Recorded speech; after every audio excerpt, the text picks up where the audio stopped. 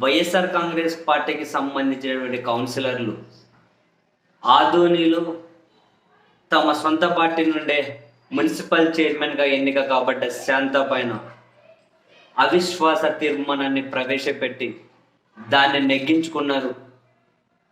తనకు వ్యతిరేకంగా 35 మంది కౌన్సిలర్లు, ఒక ఎమ్మెల్సీ, మొత్తం 36 మంది ఓటేశారు.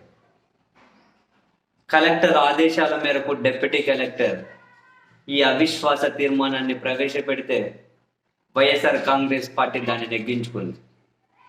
వైఎస్ఆర్ కాంగ్రెస్ పార్టీ నుండి మున్సిపల్ చైర్మన్ అయినటువంటి శాంత ఇప్పుడు కూటమి పార్టీలకు అనుకూలంగా వ్యవహరించుకుంటూ కనీస అభివృద్ధికి కూడా వార్డుల్లో సహకరించడం లేదు అని చెప్పి వైసీపీ వాళ్ళ ప్రధానమైన కంప్లైంట్స్ అండ్ వైఎస్ఆర్ కాంగ్రెస్ పార్టీకి సంబంధించినటువంటి కొందరి కౌన్సిలర్లను అధికారంలోకి రాగానే వీళ్ళు టీడీపీ, బీజేపీ వైపు లాక్కున్నారు.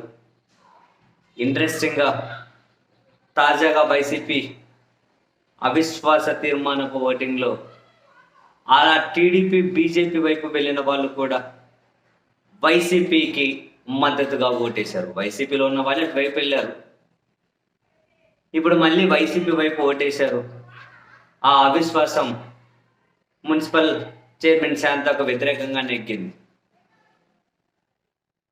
అయితే ఇప్పుడు మళ్ళీ వైసీపీకి అనుకూలంగా ఓటేసినటువంటి కౌన్సిలర్లు ఎవరైతే ఉంటారో వాళ్ళు మీడియాతో మాట్లాడుతూ చాలా కీ కామెంట్స్ చేసింది ఏంటి అంటే, మీకు వార్డుల్లో అభివృద్ధికి సహకరిస్తాం, మా పార్టీలోకి వస్తే డెవలప్మెంట్కు అవకాశం ఉంటుంది అని చెప్పి, డెవలప్మెంట్ అనే మరొకటని చెప్పి ఆశ పెట్టి మమ్మల్ని వాళ్ళ పార్టీల్లోకి తీసుకున్నారు. కానీ 11 నెలల ప్రభుత్వంలో చూస్తే కనీసం 5-10% పనులు కూడా చేయడం లేదు. క్షేత్రస్థాయిలో ప్రజలతో చీకొట్టించుకోవడం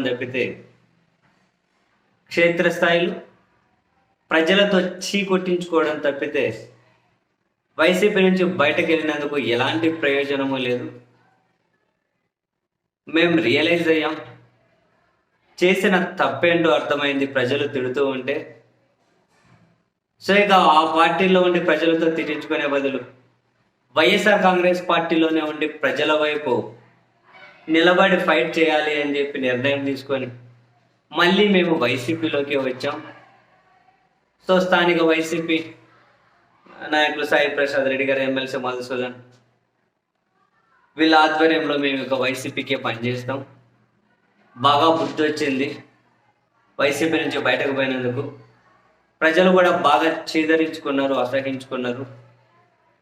మాకు అర్థమైంది వైసీపీ నుంచి వెళ్ళడం అనేది ఎంత పెద్ద తప్పు అని చెప్పి వాళ్ళు రియలైజ్ అయ్యి మరీ వైసీపీ అవిశ్వాస తీర్మానానికి అనుకూలంగా ఓటేయడం ఇంట్రెస్టింగ్.